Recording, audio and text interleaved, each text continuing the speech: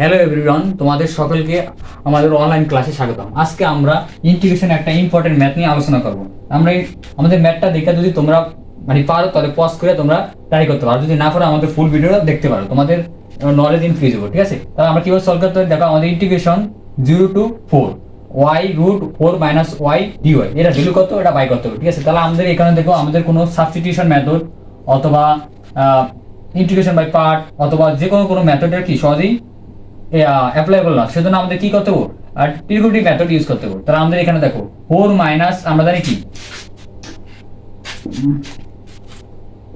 1 plus 1 equal to বা sign square x plus cos square x equal two 1, অথবা লিখতে পারি কি sign square x equal two 1 minus cause square x, অথবা cause square x equal two 1 minus sine square x। আমাদের কিন্তু late ধরতে পারি আমাদের sign square x equal two y, তাহলে আমাদের এই ফরম্যাটটা দেওয়া আছে। বাট এদিকে আমরা যদি 2 মাল্টিপ্লাই করে দিই, দেখো আমরা কিভাবে সলভ করি। লেট ধরি y ইকুয়াল টু আমাদের যেহেতু 4 আছে, তাহলে আমাদের 4 ইনসাইড লাগবে, 4টা কমন নেওয়া আছে, তাহলে 4 সাইন স্কয়ার x। তাহলে আমরা কি আমাদের যেহেতু dy আছে, আমরা একবার ডেরিভেটিভ করি, dy divided by dx equal to 4, আর সাইন স্কয়ার x এর ডেরিভেটিভ হলো 2 sin x, আর sin x এর ডেরিভেটিভ হলো কত cos x। ঠিক আছে, তাহলে আমাদের d এর ভ্যালুটা কত আছে, dy ইকুয়াল টু 4 দুগুণে 8 মানে 8 sin x cos x, আর এই সাইডে dx টা হলো। অলসো আমরা কি লিমিটেড ভ্যালুগুলো পাই করি, যেটা সাবস্টিটিউশন মেথড ইউজ করা হবে।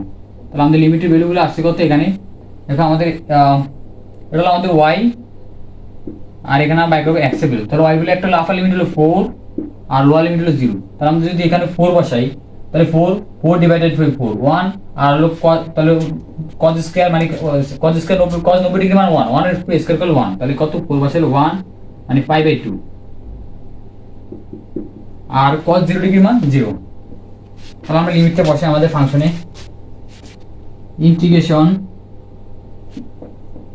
ইন্টিগ্রেশন পাই বাই 2 0, আর y জায়গায় লিখতে পারি আমরা কত 4 sin square x root 4 minus, আর y জায়গায় লিখতে পারি হচ্ছে কত 4 sin স্কয়ার x dx, আর সরি dy এর জায়গায় আমরা লিখতে পারি কত, dy এর জায়গায় লিখতে পারি আমরা 8 sin x cos x, তাহলে 8 equal to root 8 sin x cos x dx।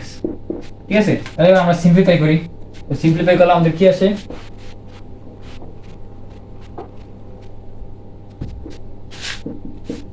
Zero two 5 by 2, তাহলে 4 সাইন স্কয়ার x, আর এখানে আমরা 4 কমন নিলে আমাদের কি আছে, 4 কমন নিলে 4 1 মাইনাস সাইন স্কয়ার x, আর এখানে আসলে তো আমাদের 8 sign x cos x dx।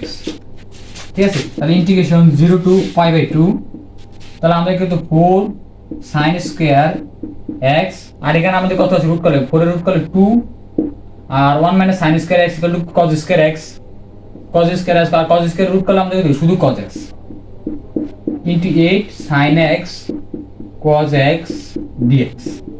তাহলে এবার আমরা কি করতে পারি, সিম্পলিফাই বাই আমাদের ট্রিগোনোমেট্রিক ফাংশনগুলোকে কি করতে পারি, বেস হিসাবে রাখতে পারি। তাহলে আমরা কি কিভাবে করি, 0 পাই বাই 2, তাহলে এখানে দাও সাইন আমরা নিউমেরিক্যাল ভ্যালুগুলো মাল্টিপ্লাই করে নেই, তো 4 ইনটু 2 8 8 ইনটু 8 তাহলে 64, এখানে বেস আছে sin x, আর এখানে আছে পাওয়ার 2, আর এখানে একটা sin x আছে পাওয়ার 1, তাহলে পাওয়ার 1 করলে কত আছে sin কিউব x, এখানে cos x বেস একটা আছে, আর এখানে cos x আছে, তাহলে cos কত cos স্কয়ার x dx।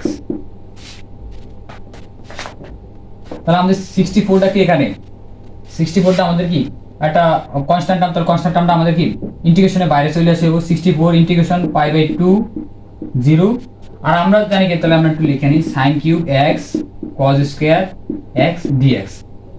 আমরা জানি কি sin two the power n অথবা cos two the power n যদি থাকে, আর n যদি মানে sin এর পাওয়ারটা যদি বিজোড় থাকে আর cos এর পাওয়ারটা যদি জোড় থাকে, তাহলে আমরা কি একটা sin সেপারেট করে লিখতে পারি। ঠিক আছে, তাহলে এখানে লিখলে আমাদের সাইনটা কি রকম আসে এরকম দেখতে,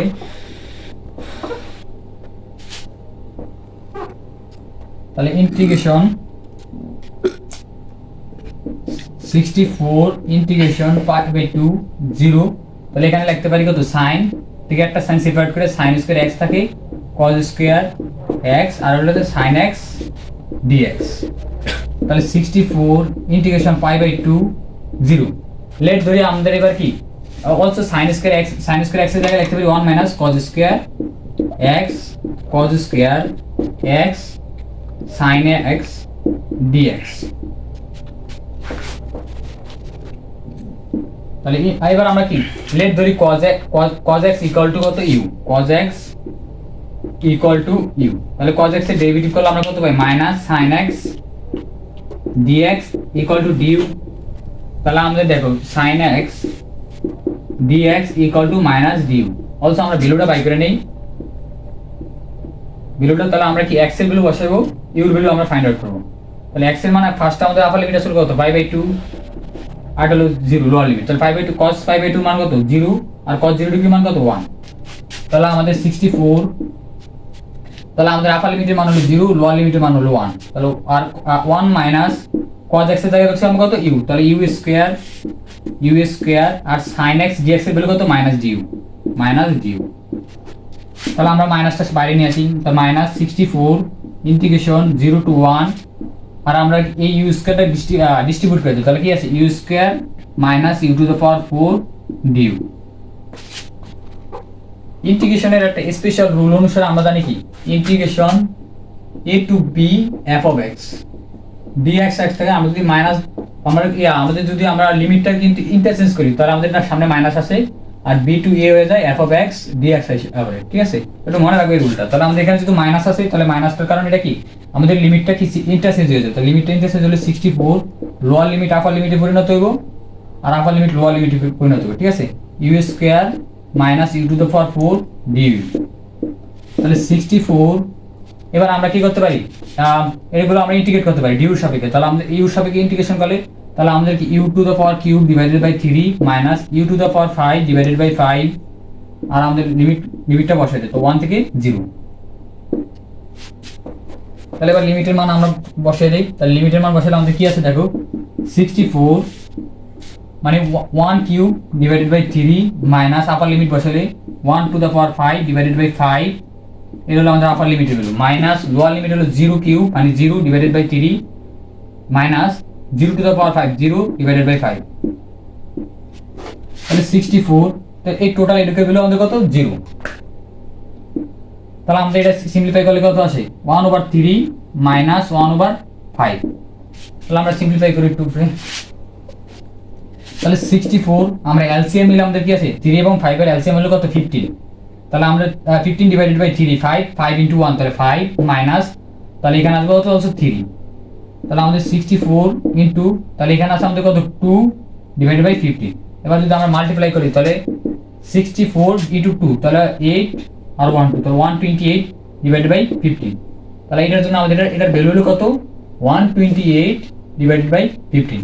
এটার জন্য আমাদের রিকোয়ার আছে এই কোশ্চেনটা আমাদের অ্যাডমিশন টেস্ট থেকে শুরু করে যেগুলো কম্পিটিটিভ এক্সামে এটা বিশেষ করে আসে থাকে, তোমরা এটা প্র্যাকটিস করতে